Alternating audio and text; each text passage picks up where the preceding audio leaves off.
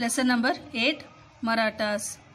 ಇವತ್ತಿನ ಕ್ಲಾಸಲ್ಲಿ ನಾವು ಮರಾಠರ ಬಗ್ಗೆ ತಿಳ್ಕೊಳ್ಳೋಣ. ಉತ್ತರ ಭಾರತದಲ್ಲಿ ಮೊಘಲರು ಹೆಚ್ಚು ಪ್ರಸಿದ್ಧಿಗೆ ಬಂದಂತಹ ಸಮಯದಲ್ಲಿ ದಕ್ಷಿಣ ಭಾರತದಲ್ಲಿ ಮೊಘಲರನ್ನು ವಿರೋಧಿಸಿ ಅಂದರೆ ಪ್ರತಿಭಟಿಸಿಬಿಟ್ಟು ಅಧಿಕಾರಕ್ಕೆ ಬಂದವರು ಯಾರು ಅಂದರೆ ಅದು ಮರಾಠರು. ಸೊ ಮರಾಠ ಮನೆತನವನ್ನು ಸ್ಥಾಪನೆ ಮಾಡಿದ್ದಾರೆ ಅಂದರೆ ಅದು ಶಿವಾಜಿ.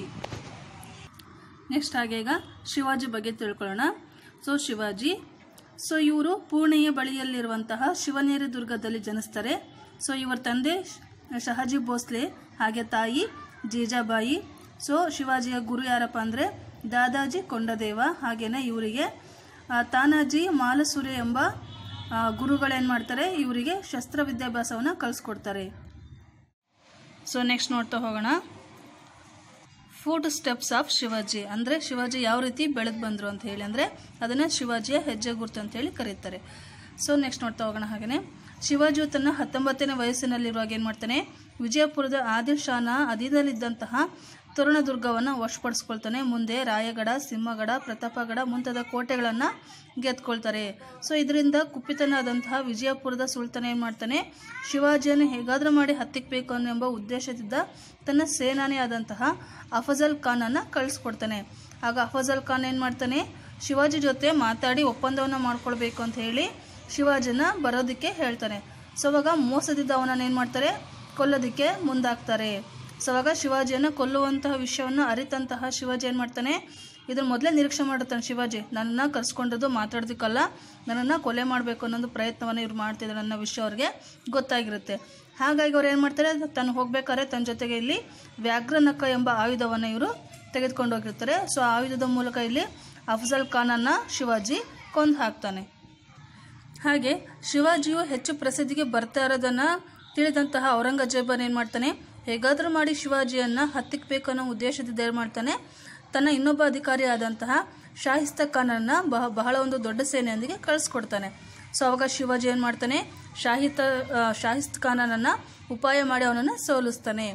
ಇದರಿಂದ ಕುಪಿತಗೊಂಡಂತಹ ಔರಂಗಜೇಬ್ ಏನು ಮಾಡ್ತಾನಪ್ಪ ಅಂದರೆ ಇನ್ನೊಬ್ಬ ಅಧಿಕಾರಿಯೊಂದಿಗೆ ಅಂದರೆ ರಾಜ ಜಯಸಿಂಹನ ಒಂದು ನೇತೃತ್ವದಲ್ಲಿ ಬೃಹತ್ ಸೇನೆಯನ್ನು ಕಳಿಸ್ಕೊಡ್ತಾನೆ. ಆವಾಗ ಏನು ಮಾಡುತ್ತೆ, ಆ ಸೇನೆ ಶಿವಾಜಿಯನ್ನು ಸೋಲಿಸುತ್ತೆ. ಆವಾಗ ಶಿವಾಜಿ ಸೋತೋಗ್ತಾನೆ.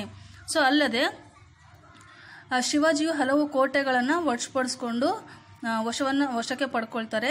ಹಾಗೆಯೇ ಜಯಸಿಂಹ ಏನು ಮಾಡ್ತಾನೆ, ಒಪ್ಪಂದ ಮಾಡ್ಕೊಳ್ಳೋದಕ್ಕೋಸ್ಕರ ಶಿವಾಜಿಯನ್ನು ದಿಲ್ಲಿಗೆ ಆಹ್ವಾನವನ್ನು ನೀಡ್ತಾನೆ.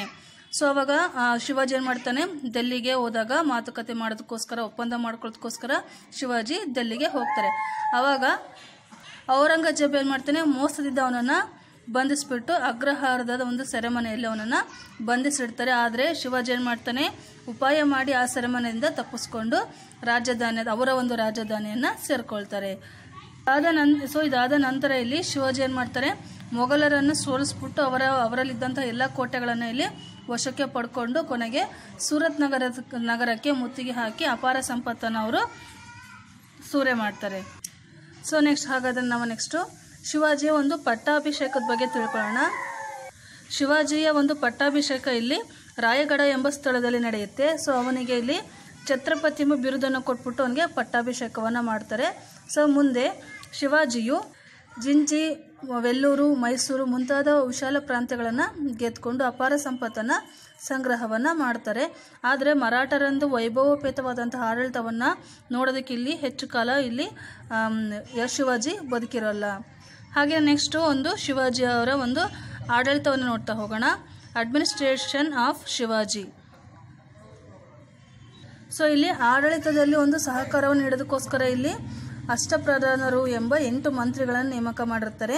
ಅದರಲ್ಲಿ ಪ್ರಧಾನಮಂತ್ರಿ ಯಾರಾಗಿರ್ತಾರೆ ಅವರನ್ನು ಪೇಶ್ವೆ ಎಂಬ ಹೆಸರು ಮೂಲಕ ಅವರನ್ನು ಕರೀತಾ ಇರ್ತಾರೆ. ಶಿವಾಜಿಯ ಮರಣ ನಂತರದಲ್ಲಿ ಮರಾಠ ರಾಜ್ಯದಲ್ಲಿ ಅನೇಕ ರಾಜಕೀಯ ಬಿಕ್ಕಟ್ಟುಗಳು ಉಂಟಾಗುತ್ತೆ. ಇಂತಹ ಬಿಕ್ಕಟ್ಟನ್ನು ಇಲ್ಲಿ ಪೇಶ್ವೆಗಳು ಅದನ್ನು ಶಮನಗೊಳಿಸ್ತಾರೆ. ಆಡಳಿತವನ್ನು ಸುಗಮವನ್ನಾಗಿ ನೋಡ್ಕೊಳ್ತಾರೆ. ಮುಂದಿನ ಆ ಮರಾಠರ ಒಂದು ಆಡಳಿತವನ್ನು ಇಲ್ಲಿ ಪೇಶ್ವೆಗಳ ಆಡಳಿತ ಅಂತೇಳಿ ಕರೀತಾರೆ. ಹಾಗಾದರೆ ಹೆಚ್ಚು ಪ್ರಸಿದ್ಧಿಯಾದಂತಹ ಪೇಶ್ವೆಗಳು ಯಾರಪ್ಪ ಅಂದರೆ ಬಾಲಾಜಿ ವಿಶ್ವನಾಥ, 1ನೆಯ ಬಾಜಿರಾಯ ಹಾಗೆ ಬಾಲಾಜಿ ಬಾಜಿರಾಯ. ಇವರು ಕೂಡ ಏನಪ್ಪ ಅಂದರೆ ಮರಾಠ ಸಂಸ್ಥಾನದ ಪ್ರಮುಖ ಪೇಶ್ವೆಗಳು. ಇಲ್ಲಿಗೆ ಈ ಲೆಸನು ಕಂಪ್ಲೀಟ್ ಆಯಿತು.